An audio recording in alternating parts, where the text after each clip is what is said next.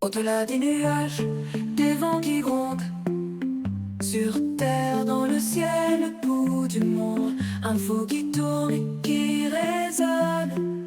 Le Doc News capte chaque onde.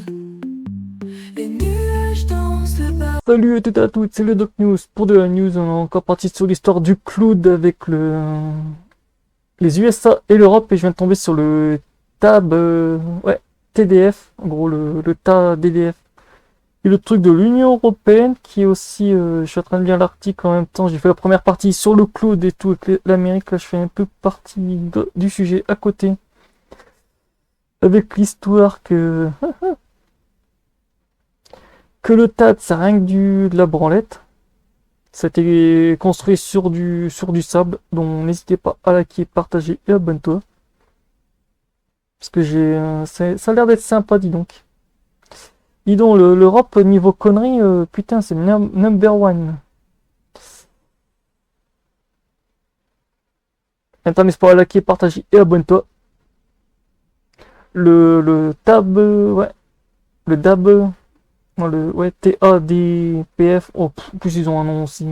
A été construit sur du sable. Le 10 juillet 2023, la Commission européenne a publié la décision d'exécuter l'UE 23 1900, ouais, 1795 a adopté officiellement le TADF, ouais, DPF. Ça permet à toutes les entreprises de l'UE de transférer librement des données à des fournisseurs américains. Malgré les lois américaines sur la surveillance, la Commission européenne s'est appuyée sur des garanties exécutives très discutables, y compris le PC-LOB, pour constater que les États-Unis sont essentiels équivalents. Cependant, les éléments ne figurent pas dans les lois américaines et le droit codifié, car il n'y a pas de majorité au Congrès américain pour adopter de telles lois. Au lieu de cela, l'UE s'est appuyé sur des décrets exécutifs, des lettres du gouvernement américain et de la bonne volonté diplomatique. Ah bah dis donc. On a longtemps critiqué le fait que les prochaines présidentielles américaines puissent tuer ces protections d'un simple coup de plume. Ce scénario se profile désormais à l'horizon. Dans sa décision, la Commission européenne a mentionné le PC-LOB pas moins de 31 fois pour expliquer pourquoi les États-Unis disposent de protections essentielles équivalentes. En même temps, le PC-LOB n'est qu'un mécanisme de surveillance en plus des mécanismes de recours. Si le PC-LOB n'est pas opérationnel, de nombreux autres éléments vont progressivement imposer, mais il existe un argument selon lequel les vacances de courte durée ne tueront pas instantanément le tas des PF. Ah ouais, d'accord, ça va être beau.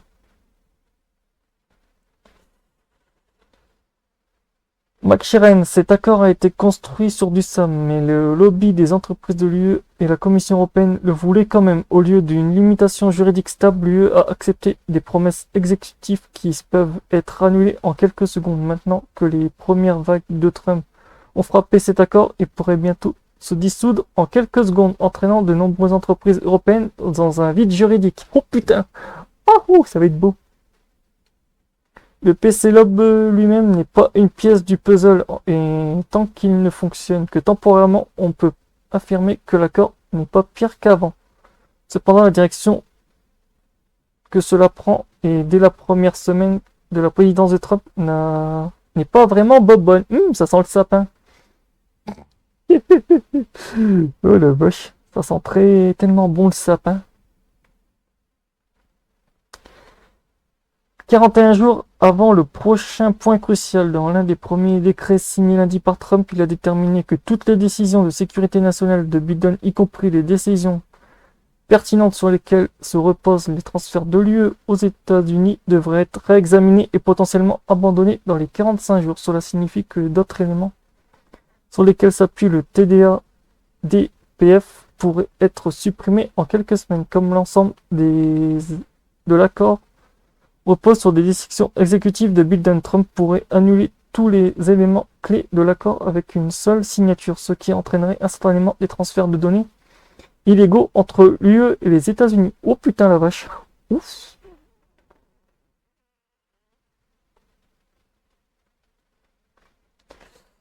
Max Sherin, je vois mal comment un décret Biden imposé aux États-Unis par l'UE et un règlement de l'espionnage américain à l'étranger pourrait survivre dans la logique de Trump. Le problème est que non seulement les grandes entreprises technologiques américaines, mais surtout les entreprises européennes normalement s'appuient sur ce système de documents instable. Oh putain, oh c'est cool. C'est bien de voir un mot instable dans une pour faire valoir que l'utilisation de ce système cloud américain est illégale dans l'UE.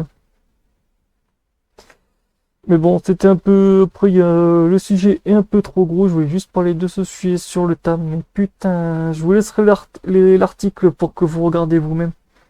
C'est complètement lunaire, donc n'hésite pas à liker, partager et abonne-toi. Et autant vous dire que la tempête va faire très très mal actuellement. C'est pas un petit cyclone de catégorie 4 qui va arriver avec Trump, c'est un cyclone de catégorie 7. Oh putain, le terrassement. Donc voilà, on se retrouve pour de prochaines news. Tchuss.